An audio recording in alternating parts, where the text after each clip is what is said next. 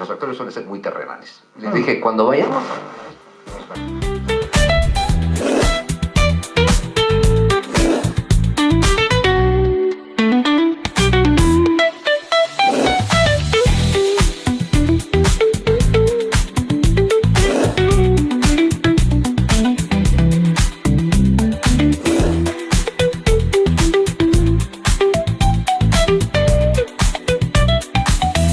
La Razón Radio.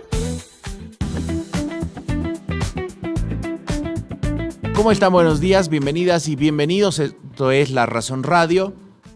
En este viernes 7 de marzo arrancamos con una mañana bastante húmeda, nublada. Estamos a 8 grados centígrados, pero la sensación térmica es la misma. La humedad es del 81%. El viento está en dirección norte a 3 kilómetros por hora. La pregunta es, ¿va a llover? Según el pronóstico, sí, a partir de las 11 de la mañana aproximadamente caería una lluvia. A las 3 de la tarde volvería a llover hasta las por lo menos 5. Así que, vamos a tener una temperatura máxima de 15 grados centígrados. Así que será una jornada fría, húmeda, ya les decía, por eso estamos así, bien abrigaditos, porque, hoy la verdad no es el mejor día para hacer actividades al aire libre, pero hay que salir. Les decía, 8 grados en la zona sur. En el centro de la ciudad son 6 grados centígrados la temperatura, y en la ciudad del Alto hay que bajarle otros 2 grados, así que 4 están por allá. Les decía, va a ser un fin de semana, a ver cómo vamos a tener el fin de semana. Va a ser bastante parecido. Mañana la máxima será de 17, la mínima de 6, no hay pronóstico de lluvia, pero es La Paz, ¿no? Sabemos que cualquier rato puede llover. El domingo sí hay lluvia y descenso de temperaturas, tendremos una mínima de 7 y una máxima de 14. Y ese será el panorama de toda la siguiente semana. Así que si querían hacer algo al aire el fin de semana, creo que mejor hay que reconsiderar. Para quienes estén en casita o quienes estén de ida al trabajo, quienes estén de repente en su celular en la camita, se informa con nosotros. Y por supuesto con toda la plataforma de redes sociales, la página web en la que pueden actualizarse con lo que ocurre dentro y fuera de nuestro país. Vamos a hablar de litio, vamos a hablar de economía, vamos a hablar de este letrero que causó sensación y revuelo en la sede de gobierno. Vamos a estar hablando un poquito de todo en esta mañana. Vamos a arrancar dando la bienvenida a la gerente de fiscalización de contratos de yacimientos de litio boliviano, Sandra Sánchez, a quien le agradecemos que esté con nosotros esta mañana. ¿Cómo está, gerente? Buenos días. Diego Montaño la saluda desde La Razón Radio.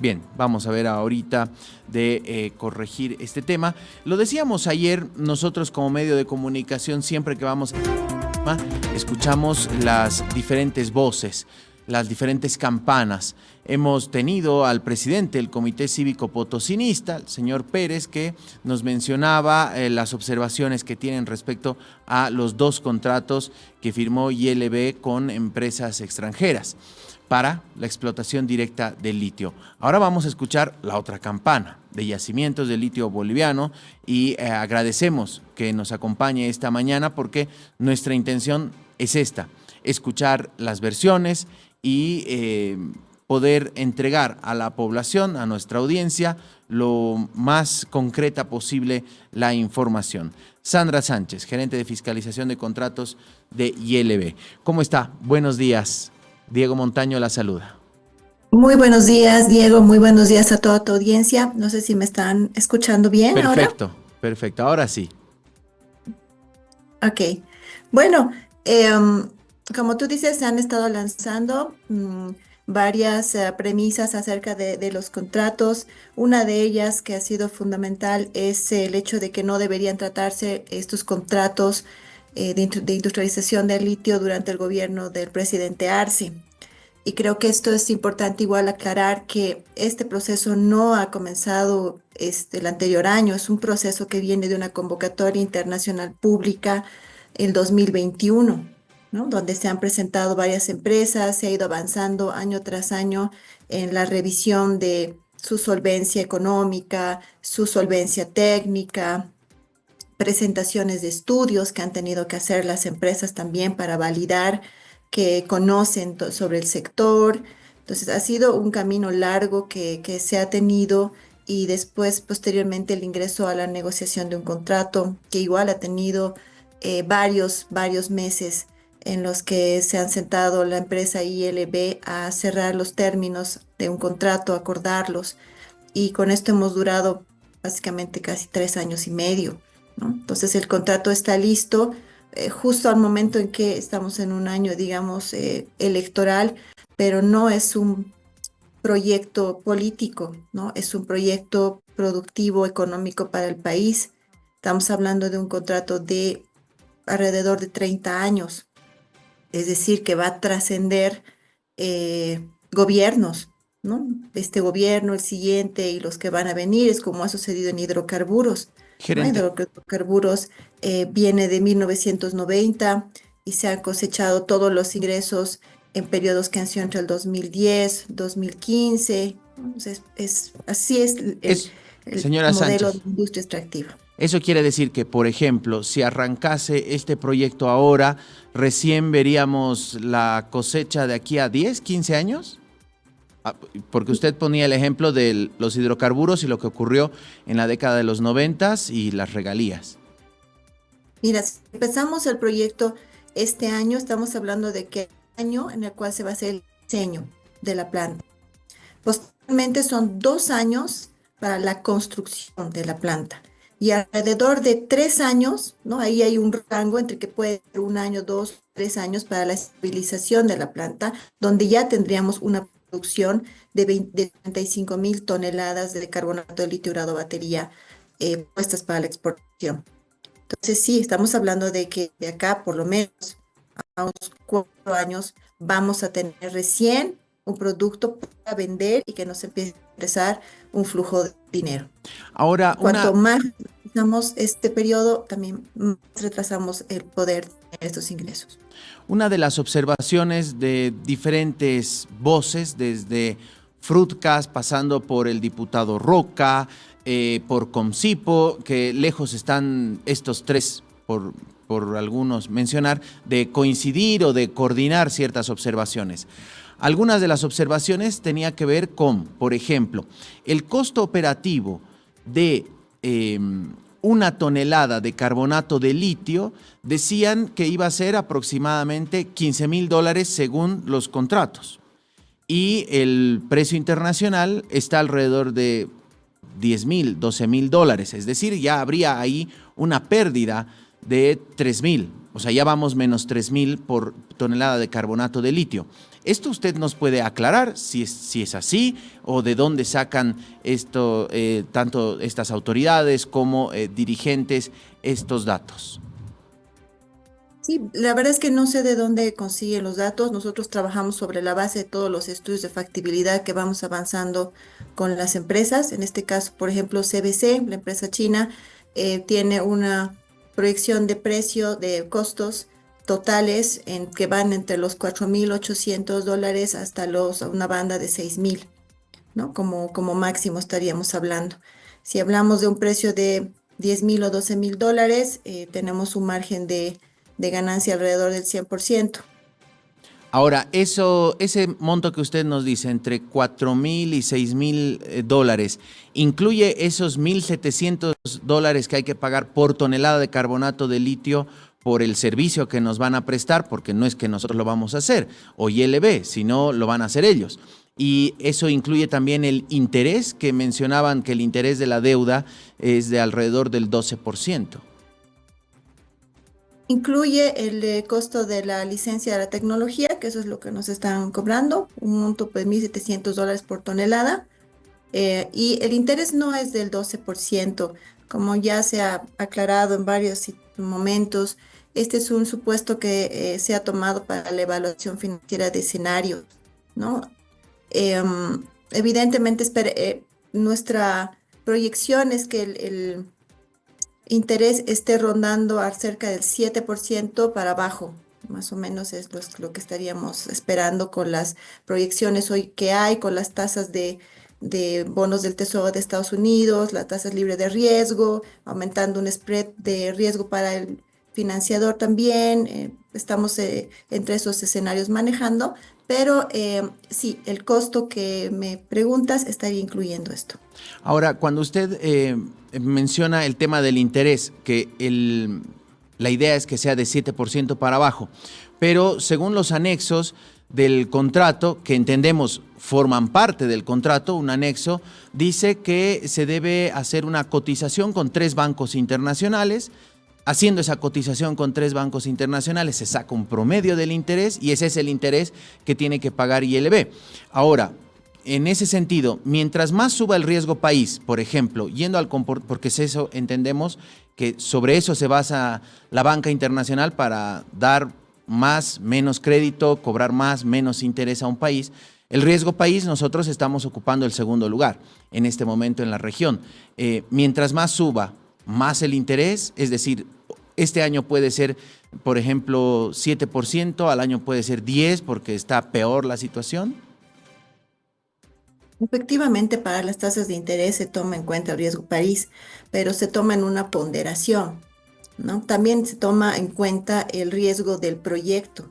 Y en estos proyectos extractivos, el riesgo es muy bajo, a diferencia de hidrocarburos, ¿no? En hidrocarburos la posibilidad de fracaso es del 80% y la posibilidad de éxito es del 20%. En el caso de la extracción del litio es al revés, ¿no? La posibilidad de éxito es muchísimo más grande que la del fracaso. Entonces también se toman en cuenta estos indicadores dentro de los bancos y se pondera, ¿no? Para sacar una tasa de interés. Sin embargo, este 12%, que es ya una tasa que es bastante, podamos decir, elevada, nos ha permitido evaluar que el proyecto también aguanta una tasa del 12%, porque evaluando con esta hemos sacado valores actuales netos para el proyecto positivos y también tasas internas de retorno. Ahora, gerente, otra de las observaciones tenía que ver con, por ejemplo, el que ILB pague todo el proceso, el transporte, incluso si se exporta, por ejemplo, a China o a algún otro lugar, ILB tiene que correr con esos gastos, no así la empresa. ¿Esto nos podría aclarar, por favor? Eso ha sido parte de la negociación con la empresa china y por supuesto estos costos son compensados dentro de la misma economía, con la misma economía, digamos, del contrato. Bien, eso quiere decir que sí, que ILB paga o pagaría. El proyecto va a pagar. ¿Y el ¿no? proyecto, O sea, todo el proyecto. quién encabeza el proyecto? Los dos, tanto CBC como ILB, ¿no? Tenemos un proyecto y una economía del proyecto en conjunto, la cual nos permite pagar y recuperar los costos que se van dando a lo largo del transcurso del proyecto. Podríamos de repente ser un poco más didácticos, gerente. 100 millones de dólares, supongamos que genera en un año una de las plantas. De esos 100 millones de dólares, ¿cuánto queda para el Estado boliviano? ¿Cuánto va por regalías al departamento de Potosí? Que ese es otro de los puntos, sobre todo de Comcipo. Y ¿cuánto tenemos que pagar de la deuda? ¿Cuáles son las proyecciones en ese sentido? Bueno, de los 100 millones de dólares que tú manifiestas como ejemplo, vamos a distribuirlos alrededor de un 67% se estarían quedando dentro de nuestro país. ¿Cómo sacamos esto? Esto es lo que se llama la participación del Estado. Y lo que hacemos es dividir los ingresos que se tienen dentro de todas las regalías, el IUE, el IVA, el IT, la ganancia de ILB y también el IUE por tasas al exterior. ¿Ya? De ahí es donde sacamos ese 67%, entre 67 y 70% que esperaríamos que se quede en el país.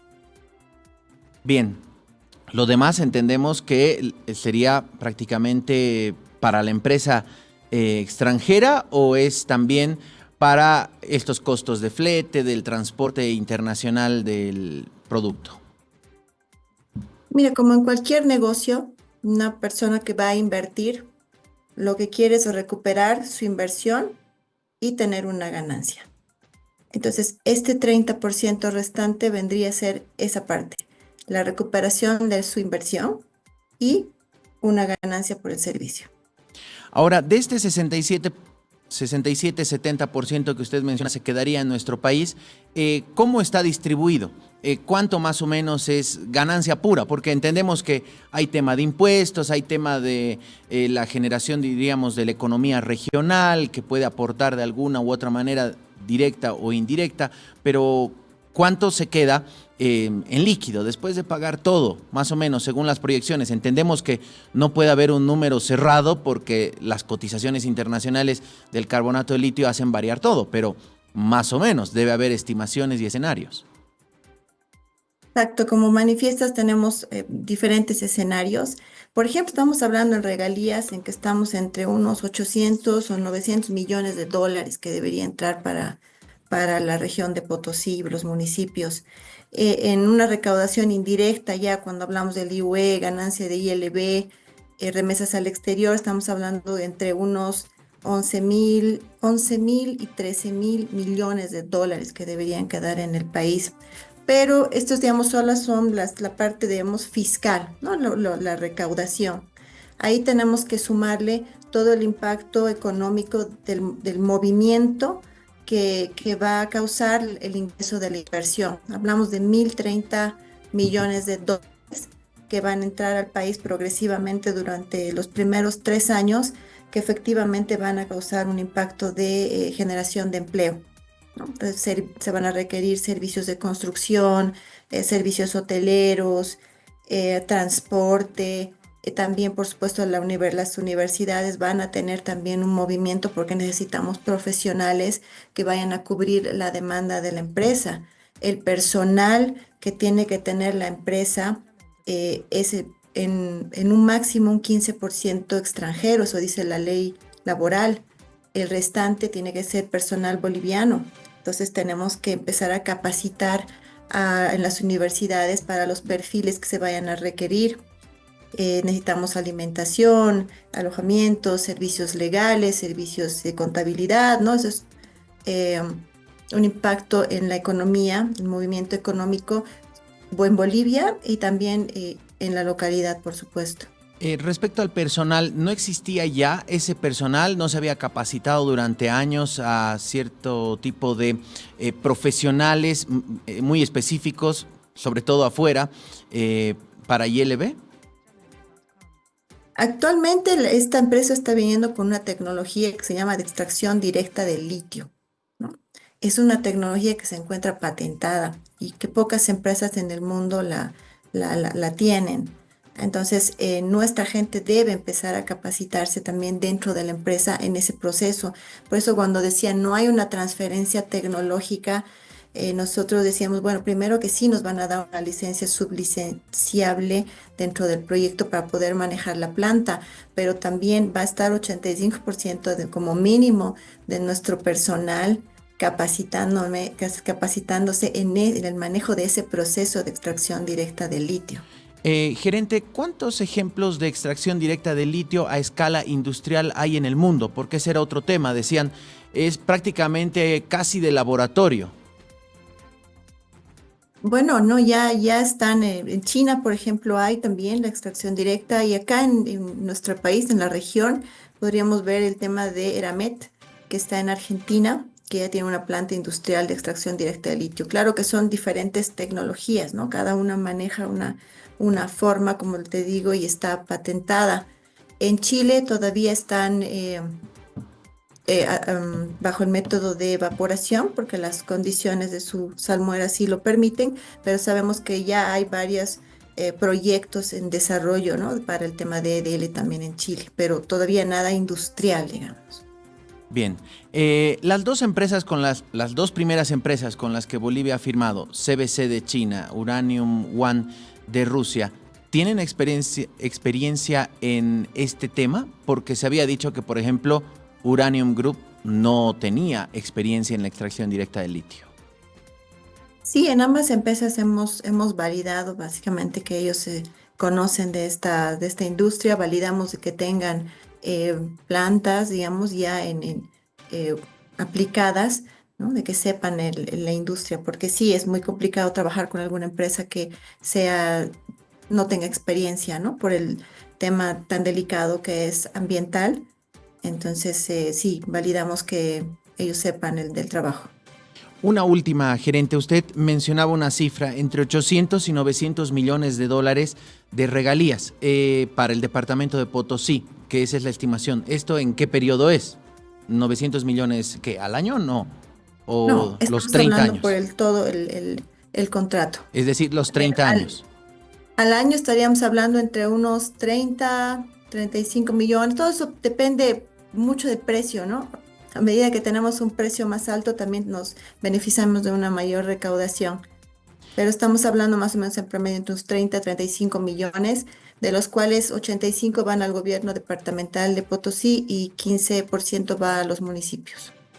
Bien, perfecto. Entonces hablamos de 30 millones para el departamento en regalías departamentales. Esto sería el 3% según la ley minera, que es en la que se basan los contratos. Así es. Muy bien, gerente, queremos agradecerle mucho este tiempo con nosotros. Nos ha despejado algunas dudas.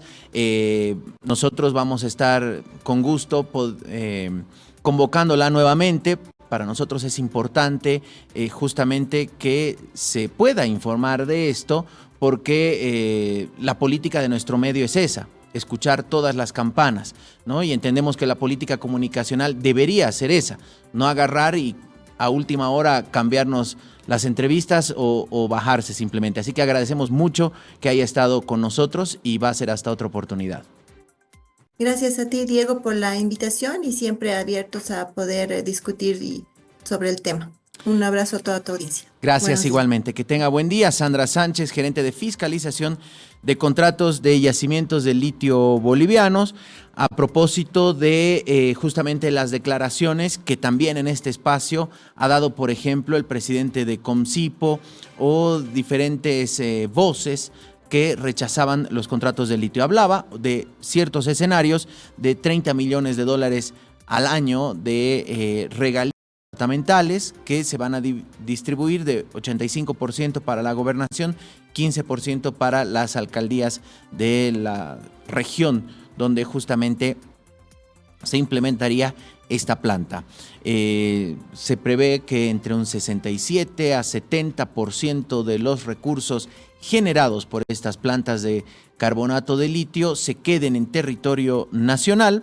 Esto siempre y cuando los precios se mantengan elevados, ¿no? Y no haya desplomes del precio de esta materia prima en su cotización internacional. Así que vamos a, por supuesto, seguir hablando de este tema que sin lugar a dudas va a seguir vigente. Nos vamos a la pausa, ¿le parece? 8 de la mañana, 24 minutos. Prepárese su cafecito, aproveche y vuelva a la cama quienes tengan ese privilegio. Nosotros vamos a seguir acá informándolo. Aguárdenos, por favor.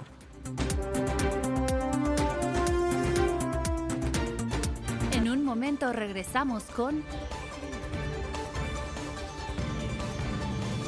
La Razón Radio. Las lluvias ya comenzaron y nosotros ya estamos haciendo nuestro trabajo, pero necesitamos de tu ayuda. Cuida las redes de alcantarillado sanitario. Antes de lavar los platos, limpia las grasas y residuos de alimentos. No dejes estos residuos en el lavadero, deposítalos en la basura. No arrojes elementos sólidos ni papel higiénico dentro del inodoro. Coloca rejillas en los desagües y límpialos regularmente. Este es un mensaje de EPSAS, porque prevenir taponamientos es tarea de todos. Continuamos con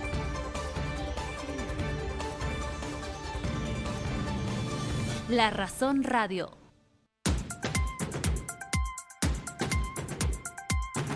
8 de la mañana, 25 minutos, así va despejándose un poquito el cielo, parecería, pero no nos confiemos. Hoy va a llover, dice el pronóstico, y si no lo dice el pronóstico, bueno, es La Paz, lo dice La Paz y llueve, es así, y llueve en un barrio, sale el sol en otro, sabemos que un poquito cambiante es el clima. Vamos a hablar de La Paz, por supuesto. Ayer estaba con nosotros la presidenta del Consejo Municipal, Lourdes Chambilla, a propósito de esta ley que se aprobó el miércoles en la tarde, una ley municipal que congelaba las tarifas del transporte y las retrotraía a las del 2016, es decir, antes del incremento anunciado por el alcalde Iván Arias. Ese anuncio que desactivó un paro de transporte de 48 horas. Se encendieron las alarmas en el sector del transporte. Dijeron que si se promulgaba esta ley municipal, entraban en un paro del sector y que prácticamente iban a paralizar la ciudad y que querían hacer respetar la tarifa establecida por el alcalde de 2.40 para tramo corto, 3 bolivianos para tramo largo. Está con nosotros hoy el concejal Jorge Dulón, concejal oficialista, que no estuvo presente en la sesión del Consejo del miércoles, al igual que casi toda su bancada, porque sí estuvo Lourdes Chambilla, la presidenta del Consejo, junto a toda la bancada del Movimiento al Socialismo. Concejal, ¿cómo está? Buenos días, Diego Montaño lo saluda desde La Razón Radio. ¿Cómo está, Diego? Un saludo cordial a su persona y mediante usted a toda la gente que nos ve y nos oye por La Razón Radio. Bien, la primera pregunta, ¿por qué no estuvo en la sesión del miércoles? Porque era obvio, Diego, que este tema se iba a politizar. Yo he leído el título de la convocatoria, además era una sesión extraordinaria, y ahí obviamente presumí que esta era una sesión totalmente politiquera, ¿no? Ni siquiera política, sino politiquera, porque se iba a utilizar a los vecinos, a las juntas de vecinos, para poder legitimar a ciertas posiciones políticas del MAS, por una parte, pero también de quien ha presentado el proyecto de ley. Yo no estoy nunca de acuerdo en eso, Diego. La verdad es que utilizar a la gente es lo peor que uno puede hacer cuando hace política. Pero adicionalmente, y finalmente la sesión que se ha llevado a cabo anteayer me ha dado la razón, se hicieron pésimamente las cosas.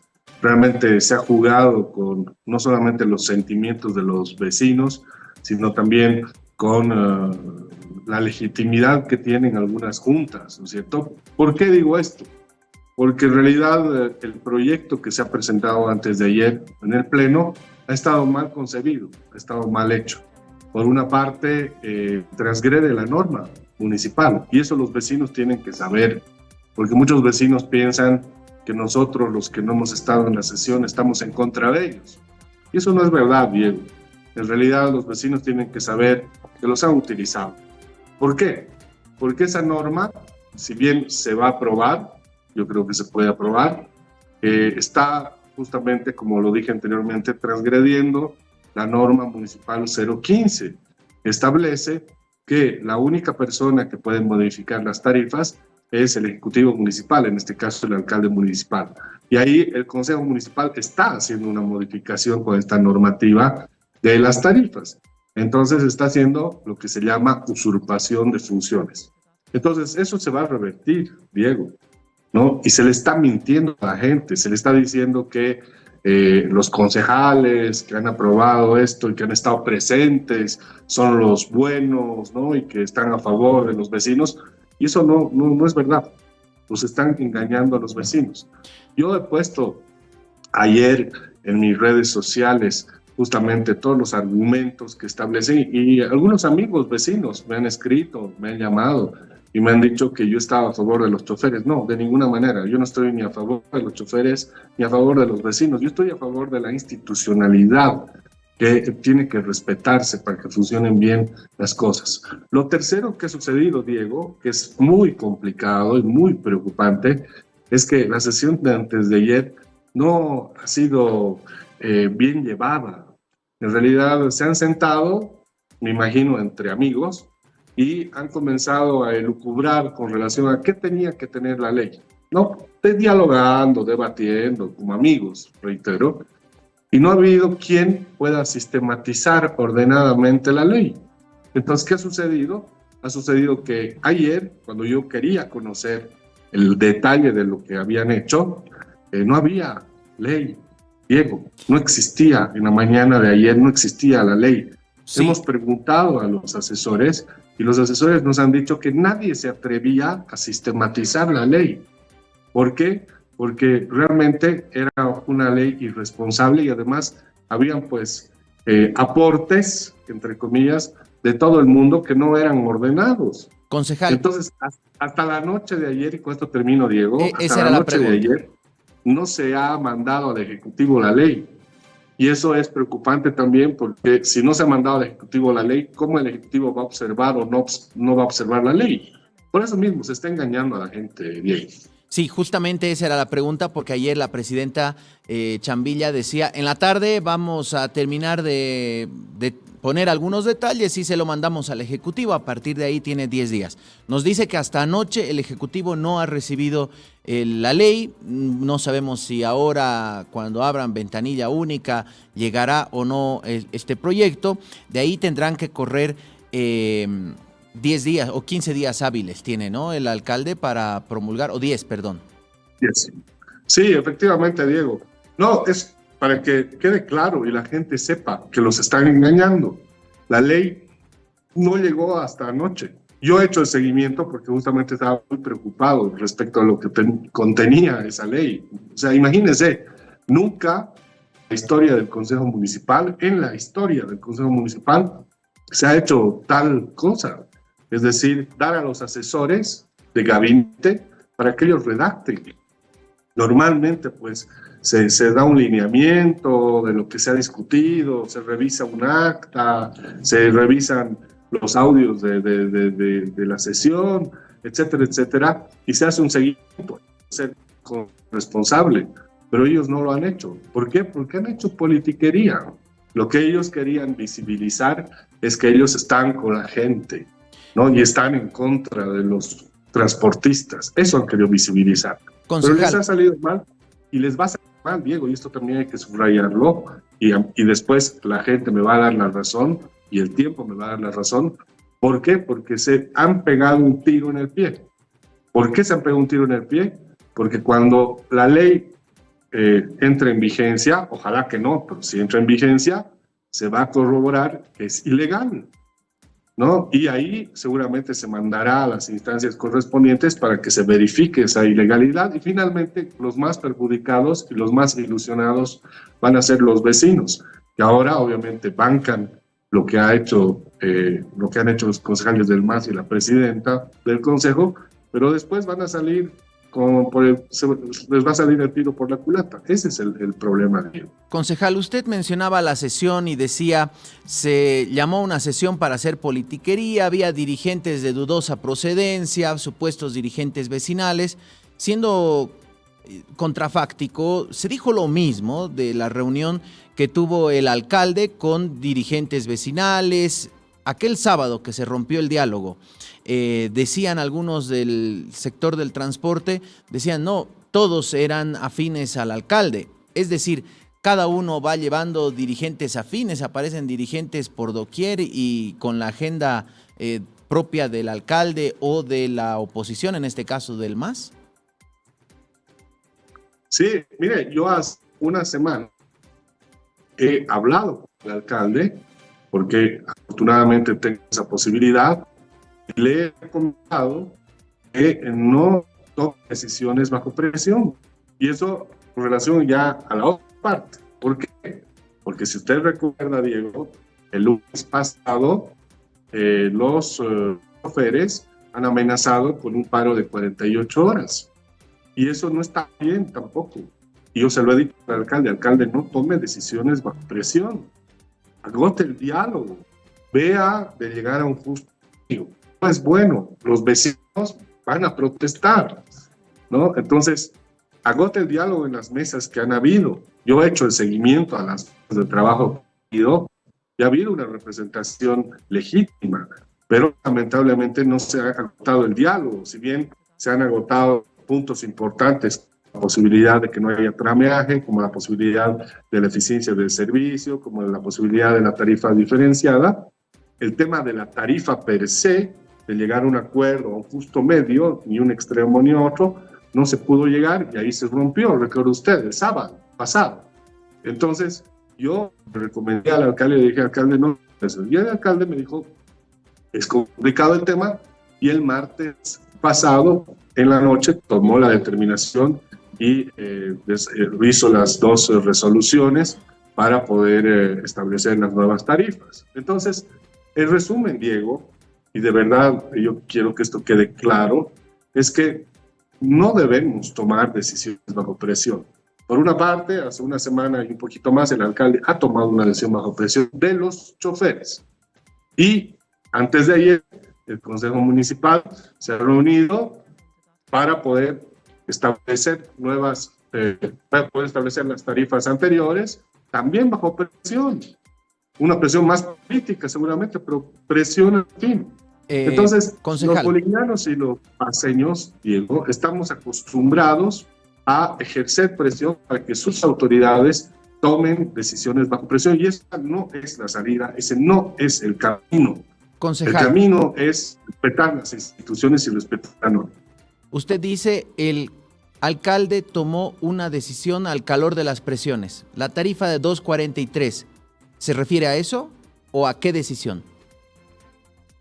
No, a la presión de que los conductores, los choferes, iban a hacer un paro de 48 horas, pero, si es que el alcalde no tomaba una decisión favorable. Pero el alcalde tomó una decisión, dijo, es para no enfrentar a los vecinos, es decir, fue una decisión política al calor de las presiones, de que había un paro de transportes en las puertas, fue por eso que se tomó una decisión, o sea, no fue técnica la decisión de las nuevas tarifas del transporte. A ver, Diego, usted sabe que se hizo un estudio técnico, que se actualizó el estudio técnico, y este estudio técnico fue aprobado por el Ejecutivo. Ese estudio técnico, y no se habla de eso, sirvió para que los dos frentes, vecinos y conductores, se sienten en una mesa y analicen ese estudio técnico, que ha durado 3 meses, no ha durado 2 días. Y a partir de ese estudio técnico se tenían que tomar determinaciones. Como le he mencionado, se han tomado determinaciones para que se elimine el trameaje. Se han tomado decisiones para que haya una tarifa diferenciada. Y se han tomado decisiones para que el servicio sea más eficiente. Faltaba una decisión. Y esa decisión tenía que ver con ya establecer las tarifas definitivas. Y ahí han habido 2 posiciones extremas. Por una parte, los vecinos que decían que no iban a aceptar de ninguna manera que se aumente 1 centavo. Y por otra parte, los choferes que decían, no, el estudio lo dice, entonces tiene que ser como el estudio lo dice. Y lo que no se ha hecho, eso es lo que yo observo y llamo al diálogo, es que se establezca la posibilidad para que se llegue a un justo medio.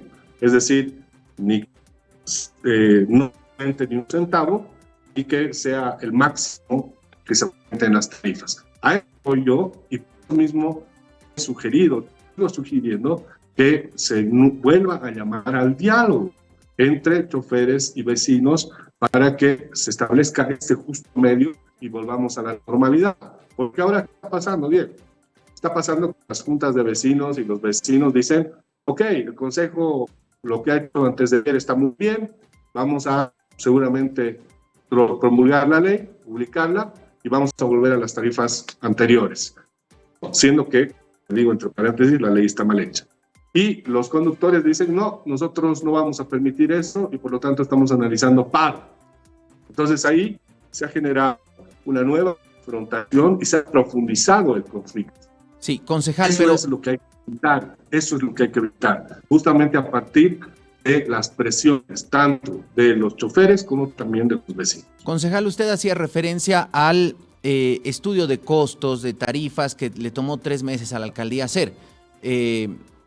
¿Cuánto era el rango de precios? Porque no era 2.40, era con décimas, me acuerdo. Era menos. ¿Por qué llegaron a 2.40 si el estudio de costos daba, por ejemplo, 2.36? se redondeó, pues Diego. No sé, es lógico, no se pueden pagar. Pero se redondeó para arriba, centavos, no para abajo. Pero en realidad, si me deja contestar, por favor, pero en realidad, ¿no? Eso era favorable a los conductores, a los choferes, pues porque era casi el extremo que decía que el estudio.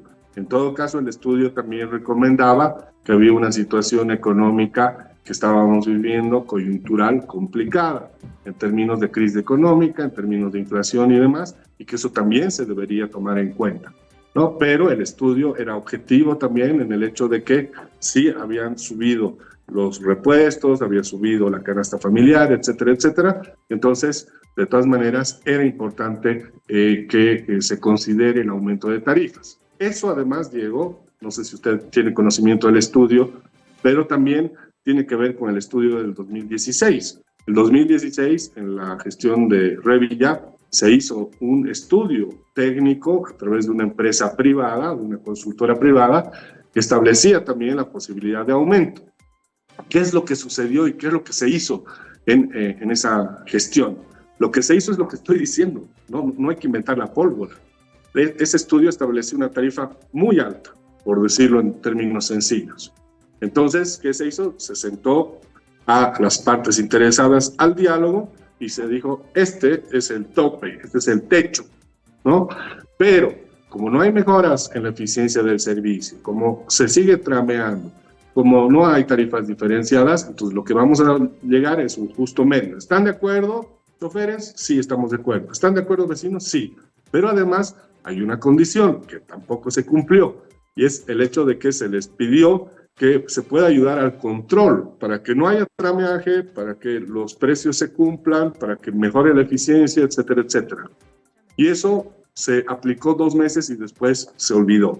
Entonces, volvemos al mismo problema del pasado, es decir, en 2016 ya se había tenido este problema, solo que se logró justamente llegar a un justo medio para poder establecer las tarifas. Esto es lo que no ha pasado en esta gestión. ¿Por qué? Porque en esta gestión se tomó en cuenta las tarifas tope, sin décimas, que había establecido el estudio. Es decir, siendo vulgar, no le hizo caso el alcalde a su consejo, que usted estuvo justamente en el 2016 en este conflicto que se generó hace algunos años. No le hizo caso en ese consejo. No le entiendo la pregunta. ¿Usted bien. aconsejó? Yo no era concejal en 2016. No, pero ¿estuvo en función municipal o no el 2016? No. Ah, perdón, había entendido que sí, que estaba justamente a propósito de ese debate. El tema, Diego, que creo que es importante para que quede claro, es que lamentablemente no tenemos memoria histórica. Y yo creo que es importante siempre revisar lo que ha pasado en el pasado. Entonces, para tomar decisiones, para hacer análisis y demás, hay que ver qué ha pasado en el pasado. Y en ese sentido, yo he revisado un poquito lo que se ha hecho en el pasado, no solamente en la gestión de Revilla, también en la gestión de Juan del Granado y otros alcaldes. Y me he remontado al 2016. En el 2016 lo que ha pasado es que se ha generado un estudio técnico, una consultoría para poder establecer cuáles deberían ser las tarifas y cuáles deberían ser también las condiciones mínimas que se generen en el transporte. Y ahí ese estudio de la empresa Gerenza, ¿no?, con nombre y apellido, establecía esto que ya le he mencionado. Ahora ha pasado algo muy parecido. Se ha actualizado el estudio técnico y el estudio técnico daba un tope, un techo de las tarifas, pero también decía que se tenían que gestar algunas condiciones desde el transporte. Lo mismo, Diego, y eso es importante, por eso analizarlo. No estamos viviendo una situación sui generis. Ya había pasado en el 2016. Y ahora también lo criticó, porque hay que ser objetivos y críticos, es que se ha dicho que se va a aumentar las tarifas, pero no se ha dicho cómo se va a establecer el control, por ejemplo, para que no exista trameaje. No se ha dicho cómo se va a efectuar el control para que hayan tarifas diferenciadas. No se ha dicho cómo se va a realizar el control para mejorar para la eficiencia del servicio público de transporte. No se ha dicho eso. Y si usted recuerda, hace una semana y un poquito más ya se establecieron las nuevas tarifas, comenzaron a ejecutarse las nuevas tarifas y también así rápidamente, a los 2, 3 días, ya había trameaje. No se estaban respetando las nuevas tarifas porque se estaba cobrando más inclusive y tampoco ha habido eficiencia en el servicio. Entonces, eso objetivamente también hay que analizar. Si uno hace una política pública, Diego, ¿no? Si uno diseña una política pública, tiene que generar todas las condiciones necesarias para poder justamente ejecutarla de manera integral, no solamente subir precios. Y lamentablemente en eso, al Ejecutivo, al gobierno municipal, al alcalde y a los asesores y a los servidores públicos, no les da el músculo para poder controlar todo, porque no tienen los servidores públicos necesarios. Por eso en la gestión de Revilla se logró un acuerdo con los sindicatos para decirles, ok, nosotros no tenemos el músculo, entonces ustedes ayúdennos a controlar. Y por eso le digo, 2 meses ha durado el control sindical, digamos, desde los conductores para que no haya trameaje y todo lo que acabo de mencionar. 2 meses. Después se han olvidado y así sigue el transporte. Ese es el problema. Se han dicho, no sé si usted recuerda, pero también se dijo que se iban a cambiar vehículos, que se iban a financiar o se iba a ayudar al financiamiento de nuevos vehículos, que se iba a establecer un sistema integrado con el Puma Qatari.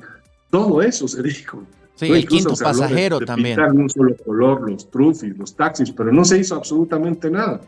Entonces volvemos al problema histórico de siempre y eso es lo que hay que analizar. No hay que quedarse en una coyuntura específica y eso es lo que yo planteo. Entonces entiendo, concejal, que usted, al igual que la población, vemos que hay un ejecutivo que lanzó las nuevas tarifas, no se tiene detalles de cómo van a funcionar, qué va a mejorar del servicio, por qué vamos a pagar más los ciudadanos, los usuarios, y tenemos un consejo municipal que también lanza una ley sin haber hecho un estudio de costos. En medio estamos nosotros en la disyuntiva de a ver si el maestrito me devuelve los 10 centavos si le doy 2.50 o se queda nomás con el cambio. Y en medio la alcaldía dice que está haciendo cumplir, pero en la vida real, mire, tenemos casos en la redacción que pagaban y les devolvían 50 centavos. Fueron los 10 centavos. Entonces, ¿qué nos queda como vecinos que no tenemos un dirigente, que no tenemos una FEJUVE, un dirigente que nos defienda? ¿Qué hacemos, concejal? Es un problema de fondo y usted tiene absoluta razón. Pero lo que hay que hacer es ser responsables como dirigentes, no solamente vecinos, sino también del transporte, cumplir los acuerdos. ¿Qué es lo que he reflejado en esto que yo le decía? Que el 2016 se han establecido acuerdos, pero que nunca se han cumplido, pero tampoco se han cumplido. ¿Qué es lo que se ha establecido en la gestión? Lo mismo, vamos a subir tarifas, ok, de acuerdo al estudio, ok, de acuerdo al techo, ok, pero vamos también a mejorar las cosas y no se han mejorado. Entonces, creo que hay que cambiar un poquito, y eso obviamente se hace de la noche a la mañana, pero todos tenemos que cambiar un poquito de chip y de mentalidad, porque no se cumplen las cosas. A veces, digo, no general, pero algunos dirigentes son dirigentes para otras cosas, ¿no es cierto? Las autoridades a veces, como lo que ha sucedido anteayer, están haciendo política. No es casualidad, Diego, que se hayan tomado estas decisiones en el Consejo Municipal por una bancada que ha estado presente en el marco ya del inicio de las elecciones presidenciales. No es casualidad. Entonces, haces politiquería en todo sentido, utilizas triquiñuelas, eres dirigente para poder beneficiarte personalmente y finalmente, como bien usted dice, los más perjudicados son los ciudadanos, las personas de a pie, los del día a día que no tienen los servicios adecuados y que finalmente además creen lo que les dicen los politiqueros. Entonces, es una cosa muy de fondo, ¿no? Y yo creo que ahora tenemos la oportunidad de poder avanzar, ser corresponsables en la participación ciudadana, preguntarnos qué hago yo todos los días para poder, por ejemplo, controlar el tema del beneficio del servicio público, qué hago yo para que no me engañen, qué ¿Qué hago yo para elegir mis autoridades adecuadamente, etcétera, etcétera? Por eso digo, es un tema de fondo que lamentablemente no se va a solucionar de la noche a la mañana. Tenemos que ser todos corresponsables y decir la verdad, ¿no? Lamentablemente a veces la verdad no gusta y todos queremos escuchar lo que queremos escuchar, pero finalmente nosotros como autoridades circunstanciales estamos obligados a decir lo que está pasando en las instituciones, aunque lamentablemente, reitero, esto no les guste a los ciudadanos. Concejal, usted tiene conocimiento, no sé si ya salió o no, algún tipo de explicación respecto al pasaje diferenciado.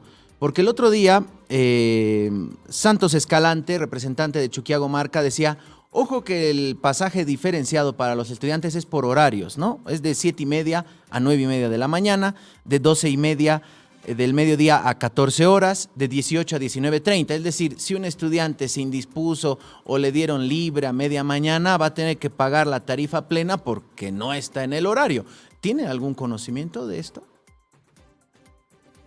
Sí, que se han establecido los horarios correspondientes. Esto no es una novedad que solamente se realiza en la ciudad de La Paz, ¿no? Sino se realiza en varios lugares del mundo, ¿no? Yo he vivido más de 9 años en Santiago, por ejemplo, y ahí nos daban, cuando yo era estudiante, un pase escolar. Y en ese pase escolar se decía claramente, ¿no?, que los horarios eran en los horarios de estudio. Pero en realidad ese no es el tema de fondo tampoco. No, vuelvo al tema. ¿Quién controla eso? ¿Quién controla, por ejemplo, que los transportistas vean un estudiante que tenga toda la pinta de estudiante y lo recojan, ¿no? Ese es el gran problema, que tampoco solamente se podría dar acá en la ciudad de La Paz, sino que se da también en varias partes del mundo, ¿no? Reitero el ejemplo que ya le he mencionado. En Santiago veían un estudiante, sea escolar o sea universitario, y no paraban, los micros se pasaban. ¿Quién controla eso? ¿No? Puede haber la idea de tarifas diferenciadas espectaculares, pero ¿quién controla eso? Ha habido una concejal que anteayer propuso, creo que incorporó, por eso le digo que es muy rara la sesión, incorporó el tema de que no se les cobre a los adultos mayores y a un público específico. Creo que también personas con discapacidad. ¿Quién controla eso? ¿No? Seguramente los malos transportistas, por eso no hay que generalizar, van a ver un escolar o van a ver un discapacitado y se van a pasar para que no les perjudique, entre comillas. Entonces, ese es el tema también de fondo que hay que establecer. Por eso, reitero, cuando uno establece una política pública, una propuesta de ley, no es decir, ya, esta ley está linda, entonces la voy a hacer aprobar. Tiene que generar todas las condiciones necesarias. Por eso también la importancia de que una ley municipal, un proyecto de ley municipal, pase por las comisiones. Uno no puede proponer, por ejemplo, solo para seguir el ejemplo, cero pasaje a públicos específicos como adultos mayores, escolares, qué sé yo, sin antes hacer un análisis económico. Y para hacer ese análisis económico tiene que pasar por la Comisión Económica. Y la Comisión Económica tiene que consultar al Ejecutivo para ver si es factible económicamente desarrollar esa política pública. No es solo presentar una ley por presentar una ley. Pero adicionalmente el Ejecutivo, aparte de hacer ese análisis económico, tiene que decir, a ver, nos da el músculo para poder hacer el control, nos da el músculo para invertir en algunas cosas desde la gestión municipal para desarrollar esta política pública. Todo eso hay que analizar y todo eso, vuelvo, no se ha hecho. Lamentablemente no se ha hecho. Y no se ha hecho no solamente en esta gestión, sino no se han hecho en otras gestiones, ¿no? Imagínense otra cosa. Esta gestión ha tenido la capacidad de integrar el Puma Catarí con el teleférico. Ya, es un avance. Pero eso responde a cuánta población, cuánta gente utiliza el teleférico y el Puma Catarí como sistema de transporte público. ¿Usted sabe eso? Pues casi el 3% de la ciudad de La Paz. Nada, absolutamente nada, con relación al resto del transporte privado, entre comillas, que son los minibuses, trufis, buses. Entonces, por eso, yo creo que es un tema de fondo decir, ok, nos sentaremos con los sindicatos, con los transportistas, con la ciudadanía, durante un año y medio, y estableceremos todas las condiciones para que los mismos minibuses, trufis, buses tradicionales se integren al sistema de transporte. Ese también es una posibilidad, pero no es de la noche a la mañana. Y lamentablemente eso tampoco se ha realizado, no se ha realizado una política pública seria. Bueno, le confieso y le reitero que me siento desprotegido. O sea, quienes deberían velar por todos los vecinos, que incluye a los transportistas, porque en algún momento eso también analizaba su colega Pierre Chaín y decía, los transportistas también son vecinos, también viven aquí. Entonces, nos sentimos desprotegidos porque las autoridades, sea el ejecutivo, es decir, el alcalde, o los concejales nos deberían representar y defender, y entiendo que hay casi aquí una batalla porque arrancó la carrera electoral a las presidenciales, muy cerca están las subnacionales, así que siento un poco esa desprotección, al igual que los estudiantes, ¿no? Ayer veíamos en redes sociales que no le querían cobrar la tarifa diferenciada a un estudiante porque estaba con traje deportivo. Oiga, no se hace deporte en un colegio, bueno, ¿qué le digo? ¿Quién va a controlar? No sabemos. Estamos un poco abandonados. Quiero aprovechar ya en la parte final, agradecerle este tiempo. No era tema de la entrevista. Ayer igual le hice lo mismo a la presidenta del consejo, esta mala maña que tengo. El letrero, la presidenta del consejo ayer terminando nos decía, no estaba en el POA, no estaba en el SICOES. ¿Cómo se hace una obra de 2.1 millones de bolivianos si no está en el POA ni en el SICOES? Así, rapidito para terminar, concejal. Eso hay que preguntarle al Ejecutivo. Nosotros hemos pedido los informes correspondientes también, justamente por la bulla que ha existido con relación a este tema del letrero, que en realidad entiendo yo que no solamente es un letrero, ¿no? Es un lugar que va a servir para poder desarrollar turística y económicamente a la ciudad de La Paz. Yo he tenido la oportunidad de poder hacer una inspección, no este año, no el año pasado, sino hace 2 años, para ver el lugar. Y el lugar es muy bonito, es interesante para justamente poder promover actividades económicas que desarrollen el concepto de economía naranja de la ciudad de La Paz. O sea, lo que también hay que entender, y por eso también yo pedí informes para ver cómo está la cosa, es que este lugar, que es como un mirador interesante, tiene la posibilidad de poder activar actividades económicas como restaurantes, ¿no?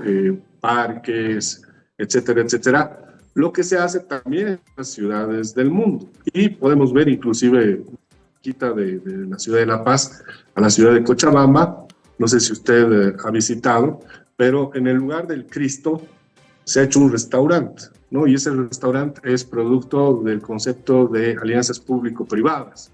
Es decir, en principio no se va a hacer cargo de la administración del restaurante, pero sí otorga en un tipo de concesión el terreno para que el restaurante pueda activarse, desarrollarse, y el restaurante le paga al municipio un porcentaje, digamos, ¿no? Entonces, ese es el concepto integral del lugar. La gente, sí, o sea, en las redes han estallado, como usted dice, son letras, además hemos copiado mal, no sé qué, pero en realidad más que el concepto de las letras, entiendo yo que hay un concepto integral que le podría beneficiar muchísimo a la ciudad de La Paz a partir del desarrollo de alianzas público-privadas y a partir del desarrollo turístico. Entonces, no hay que ser tan obtuso, ¿no? Y decir, no, solo las letras, ¿no? Que hay que ver mucho más allá en el sentido de cómo podría beneficiarse la ciudad de La Paz a partir del desarrollo turístico. Concejal, muchas gracias por este tiempo junto a nosotros. Hemos conversado con Jorge Dulón, concejal del municipio de La Paz. Vamos a estar atentos a novedades en torno al tema pasajes y otros temas que justamente nos tocan acá en la sede de gobierno. Gracias, concejal. Muchísimas gracias, un abrazo. Concejal Jorge Dulón del municipio de La Paz decía, se han pegado un tiro en el pie. a propósito de esta ley que el Consejo Municipal el pasado miércoles aprobó, que congelaba las tarifas del transporte, que aún, en palabras del concejal, hasta anoche no había llegado el documento al Ejecutivo para que pueda promulgar, rechazar en el plazo que establece la norma, 10 días hábiles, es decir, 2 semanas. Bien, vamos a hablar de economía, les decía. Algo que de repente no se habla mucho en los medios cuando se toca precios y se toca, por ejemplo, el incremento del dólar, es el impacto que tiene sobre los medicamentos, ¿no? Y medicamentos que, por ejemplo, según el presidente del Colegio Médico de La Paz, los medicamentos oncológicos para tratamiento del cáncer se han incrementado en un 200% en este último tiempo a raíz del salto, de la aparición, de la existencia del dólar paralelo. Aunque al gobierno no le gusta, hay que reconocer que hay un dólar paralelo que está a 11 bolivianos, un 70% por encima del valor oficial, que según el gobierno es 6.96. Quiero encontrar dólar a 6.96. Me imagino que también quieren encontrar dólar a 6.96 los de la Cámara de la Industria Farmacéutica Boliviana. Está con nosotros su gerente, Joseph Lino, a quien le agradecemos esta mañana con nosotros. ¿Cómo está? Buenos días. Diego Montaño lo saluda desde La Razón Radio. ¿Cómo está, Diego? Muy buenos días. Un saludo a toda su audiencia. Bien, una pregunta. ¿Ustedes por qué hablamos de los dólares? Porque nos imaginamos que casi todo lo que se vende en las farmacias es importado. ¿Se tiene un dato, por ejemplo, de cuántos de los medicamentos que hay en las farmacias en nuestro país son importados?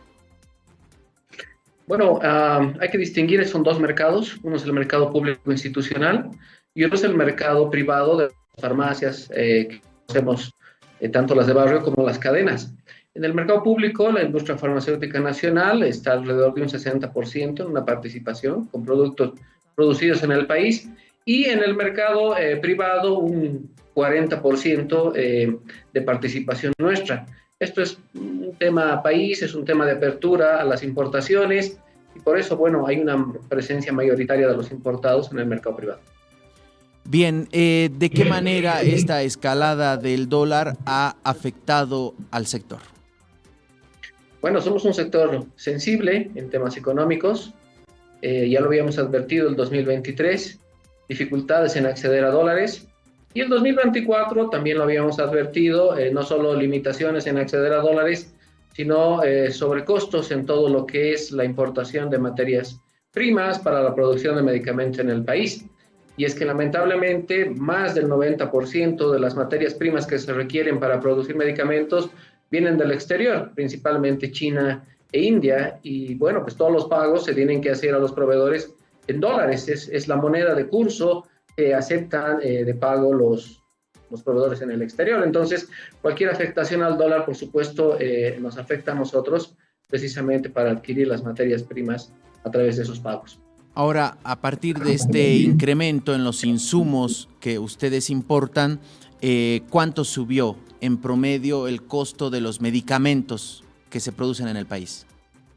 Hay sobrecostos, la importación se ha encarecido, lamentablemente la falta de acceso a dólares a través del sistema bancario ha obligado a que muchos acudan a un mercado, digámoslo, paralelo, ¿no? En el cual el tipo de cambio no es el 6.96, el tipo de cambio es fluctuante, ¿no? Hay días que lo encontramos a 11.5, hay días a 12, ¿no? Y esto ha impactado porque estamos adquiriendo un dólar más caro, ¿no? Y no solo eso, sino también los propios proveedores nacionales se han visto obligados a subir sus precios, ¿no? Entonces, estamos con la dificultad de que todo esto incide en los precios que nosotros tenemos como industria farmacéutica nacional.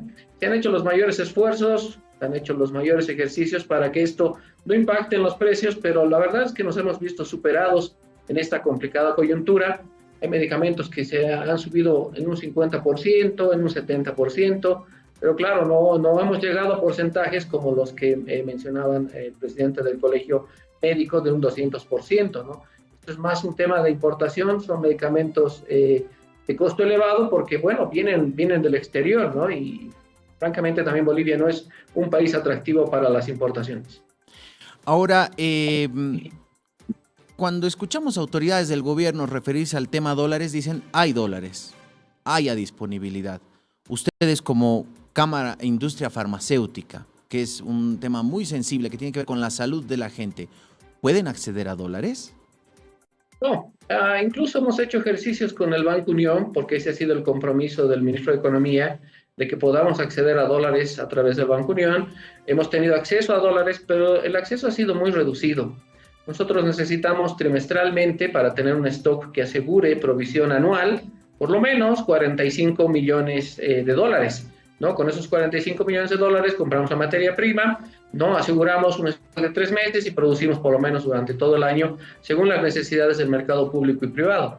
Y el acceso a dólares a través del Banco Unión no ha llegado a cubrir ni siquiera un 10% de lo que se requiere, ¿no? Y eso es algo preocupante porque la población puede pensar que estamos accediendo a dólares con regularidad a través del Banco Unión, y eso no es así. No han sido operaciones muy esporádicas, ¿no? Junio del 2024 y recientemente en febrero, pero los montos han sido francamente mínimos.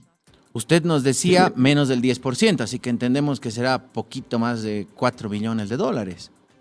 Aproximadamente, ¿no? Pero si consideramos el tema tiempos, una entrega en junio de 2024 y otra en febrero, estamos también en un serio desfase, ¿no? Entonces, la idea es una misión de no dejar de producir medicamentos, seguir abasteciendo al mercado, pero los efectos de los propios sobrecostos ya están limitando la participación nacional. ¿Por qué? Por ejemplo, en el mercado público, el de las cajas, el de los hospitales, de los municipios, de las gobernaciones, tienen precios tope, ¿no? Son los precios referenciales LINAME, que es la Lista Nacional de Medicamentos Esenciales. Son precios tope que no se los puede superar por norma, pero esos precios referenciales ahora se han vuelto poco competitivos para la industria nacional. ¿Por qué? Porque los sobrecostos que tenemos ya no los podemos cubrir con estos precios.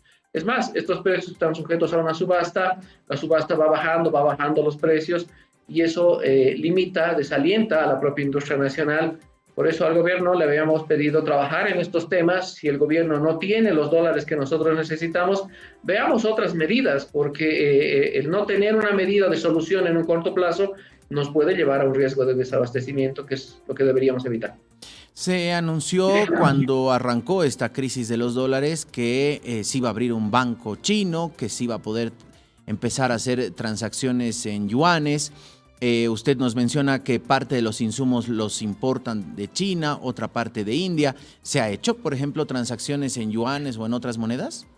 Se han intentado todas las alternativas, ¿no? En algún momento le pedimos al propio Banco Unión, hagamos transacciones en yuanes, no por este tema de materias primas que vienen de la China, pero el propio Banco Unión no tiene la divisa, ¿no? Entonces es complicado hacerlo. Es más, las últimas operaciones se han hecho en euros, ¿no? Y tener operaciones en euros equivalentes a dólares, además de las comisiones bancarias, además hay que considerar el tipo de cambio, es decir, es más costosa la operación incluso haciéndolo con euros.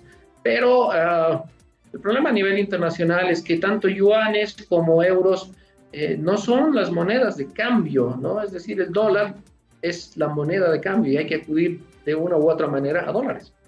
Ahora, señor Lino, usted nos mencionaba, es poco competitivo en este momento, por ejemplo, vender a las cajas por esta reglamentación que tienen, precios topes que tienen de ciertos medicamentos. Ahí de repente los importados, las marcas genéricas son lo más requerido.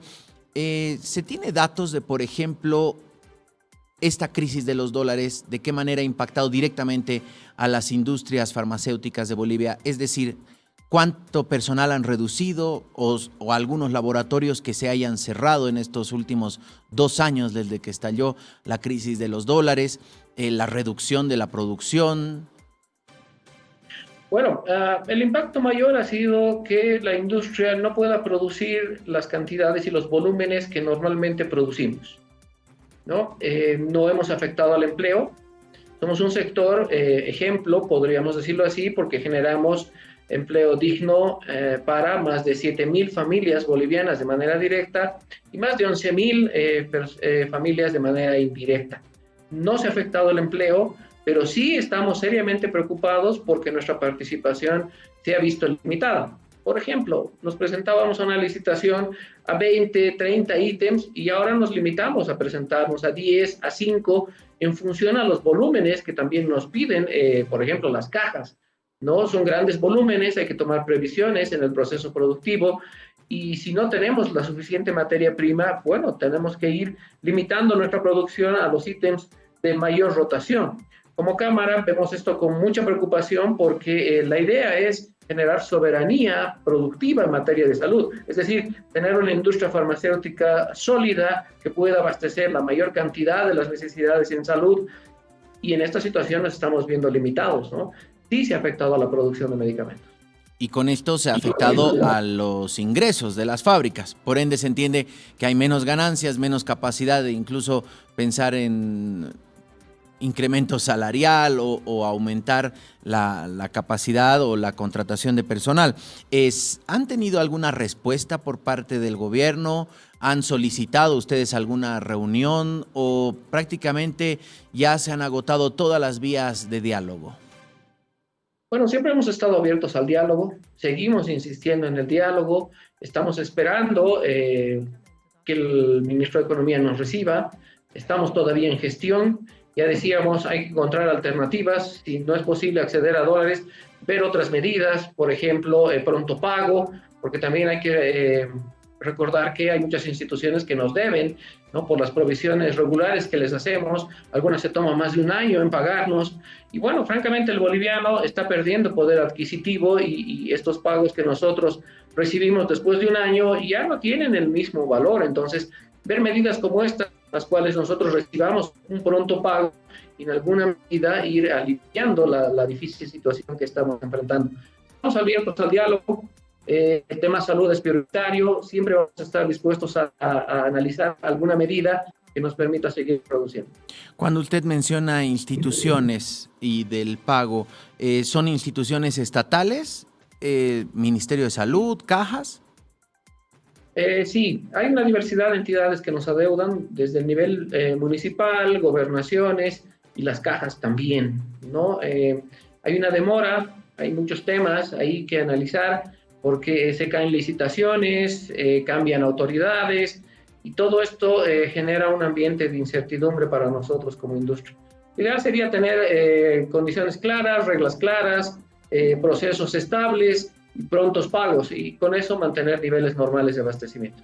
Bien, es decir que usted nos decía, estamos esperando que el ministro de Economía nos atienda. ¿Qué les dicen? ¿Que está muy ocupado, que la agenda está llena, repleta de reuniones importantes o por qué no los atienden? Siempre buscando un espacio, ¿no? A que el ministro tenga un espacio para nosotros en su agenda.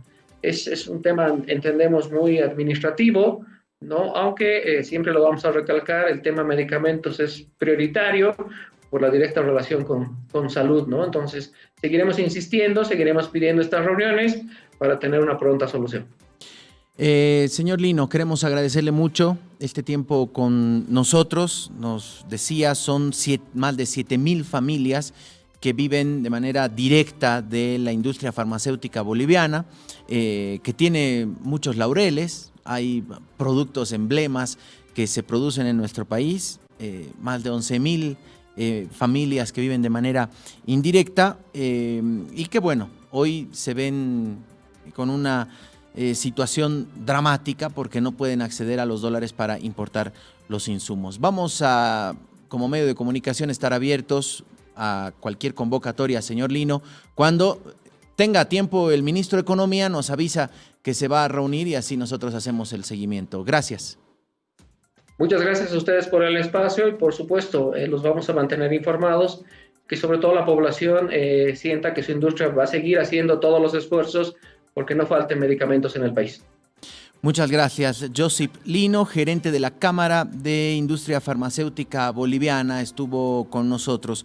Entre 50 a 70% en el incremento en los precios de los medicamentos en nuestro país, porque claramente se ha incrementado el dólar y necesitan importar insumos que los tienen que pagar en dólares o en euros. Escoja usted cuál es más alto. y a cuál encuentra más caro en el mercado. No hay los dólares oficiales. Decía, hubo un desembolso del Banco Unión en junio del 2024, otro en febrero del 2025. Necesitan trimestralmente 45 millones de dólares. Y nos decía, ni siquiera se pudo llegar al 10%. Saque pluma, 4 millones en junio, 4 millones más o menos en febrero. Con eso no se podría garantizar, diríamos, el stock necesario. Lo que sí tenemos que garantizar todos los días es la tapa. Vamos a revisar a continuación los titulares principales. ¿Cómo arranca este primer viernes de marzo? Me había olvidado, hoy es día de COA, según reza la tradición. A ver, cívicos cruceños exigen la liberación inmediata de los combustibles, convocarán a la Asamblea de la Cruceñidad para tomar acciones. La lucha por el combustible vuelve a unir al país, aseguran. Piden una explicación sobre los gastos para importar líquidos, apoyan a los sectores que se oponen a norma confiscatoria, es decir, la disposición séptima del presupuesto general del Estado. A propósito de eso, hoy el comité multisectorial se va a reunir en Trinidad, van a asumir medidas de presión. ¿Cuáles van a ser? La marcha en Patacamaya desde el lunes parece que no está confirmada. También nos adelantaba algo el presidente de Comcipo en días pasados. A ver la fotografía principal. Tráfico caótico en el Alto. El gobierno licita estudio para descongestionar la ceja. Ese es uno de los anuncios que ayer hizo el presidente Luis Arce, además de otra línea del teleférico, la color carmesí. Está también este estudio para descongestionar la ceja. Ojalá se pueda hacer.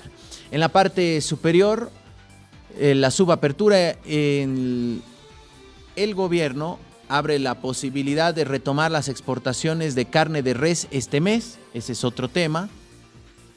Trump suspende por un mes aranceles a México y Canadá. Esto ya es avanzo un día, retrocedo al día siguiente. Recordemos que el martes anunció el incremento de aranceles, a partir del miércoles duró un día, luego retrocedió. Pasó lo mismo con Colombia, pasó lo mismo también con México al arranque de su gobierno. Por ahí queda en anuncios, ¿no? Está muy de moda los anuncios y ahí quedan las cosas. Bueno, no solo en Bolivia, pasa también en el norte. Vamos en la parte inferior, por favor, otros títulos. Evistas anuncian concentración en apoyo a Morales, será mañana en el trópico de Cochabamba. Sicarios de Capitán Aldunate tenían nexos con Marcet. Marcet, vaya que sonó ese nombre y vaya que nos olvidamos también. Riadas amenazan miles de cosechas de arroz en el Beni.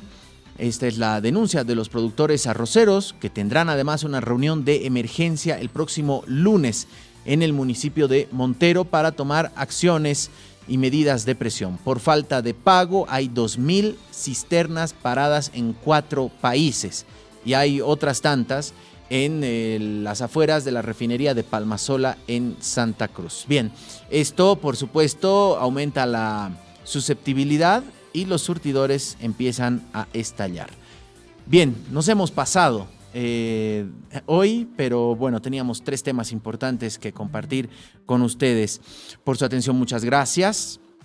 Cerramos de esta manera La Razón Radio. La invitación a las 11, Piedra, Papel y Tinta, imperdible. A las 12 arranca con lo mejor del deporte nacional e internacional. Todo esto transmitido por Palenque TV, también por todas nuestras plataformas y por supuesto nuestra página web www.la-mediorazon.com, y estamos presentes en todas estas redes sociales donde nuestro equipo de periodistas actualiza minuto a minuto la información nacional e internacional.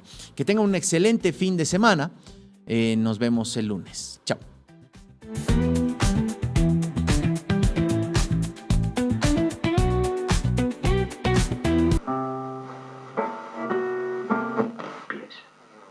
Los actores suelen ser muy terrenales. Les dije, cuando vayamos...